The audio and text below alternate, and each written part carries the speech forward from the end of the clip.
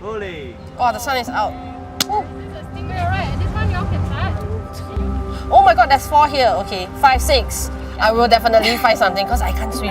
Everybody repeat after me. Horseshoe crab. And we have this rock. Aren't they just like shells? Right, the one that is skinny. You're very scared, right? No more sea cucumbers in the world.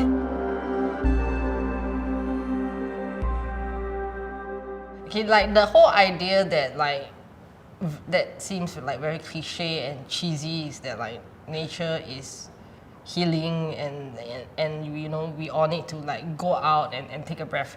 During the worst part of like the pandemic where we were all like stuck at home, nature has become evidently more important. We live in it, we live around it. We talk about it, we talk about like going out, you know, taking a nature walk. But how like intimately do we actually know what nature is in fact doing in our society and what is it like really like doing for us? Do we know the details like the ecosystem? I'm currently doing in your shoes. And we're talking about like 5 topics that I almost have no opinion of. I see.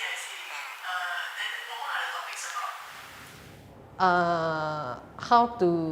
about? How to be a mermaid.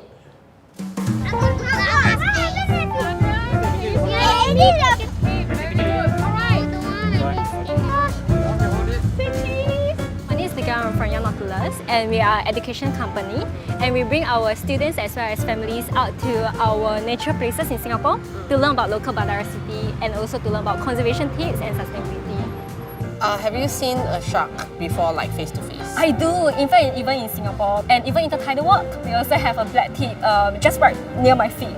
Really? Once, yeah. When you actually talk about Singapore, like to describe Singapore, they probably will describe our country as a concrete forest. Not a lot of us know that we do have a lot of nature places in Singapore. Our life are actually very highly dependent on our seas or like our nature. But like every breath that we take, the air actually comes from the trees or it could come from a coral reef.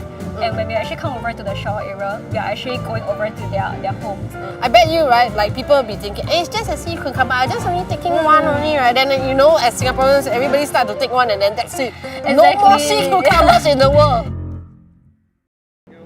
I don't see anything though. Yeah, maybe right over here. Do you see something moving?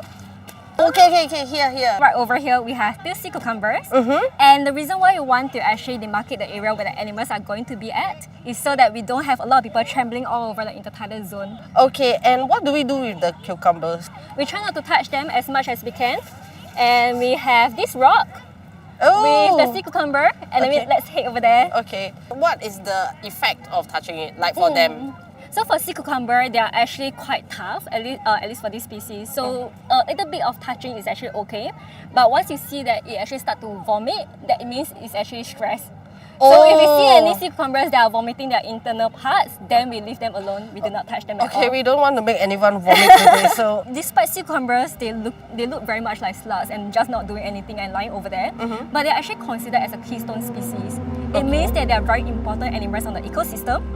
And even though they are just lying there, they are actually filter feeding and they are taking out all the dirty items out of the water. Usually when our audience walk around, it's very hard for them to see where the animals are. Okay. So we'll indicate it by actually planting it right over here. So I have to find them and mark them out so that the students can come and take a look at them. You're right. Okay, got it. Okay, let's do it.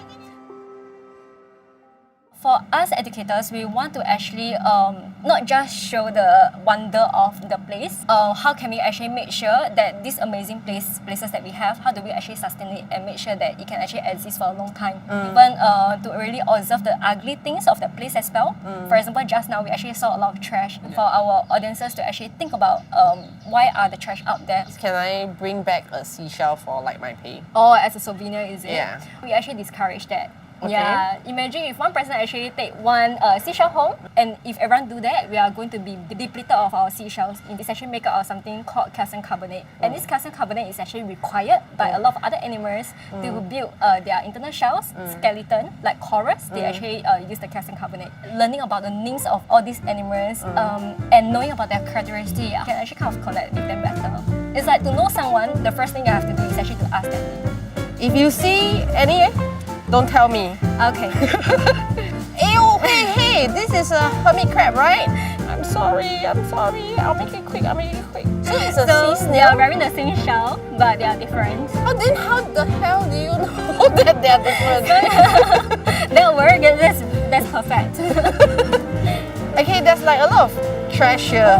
Like why are they all over here? Wait, this is a living thing. This is a living thing. They look like sea pancakes, right? Right How do you underneath. know? I would think that it's just a rock or something. I'm not very good at this. Yeah. Something like that. And try Shrimp crab! Yes. In fact, the social crabs that we usually eat is actually the crab that has just, Oh, that shit. has just molted. I'm Or sorry, maybe you lost your specimen.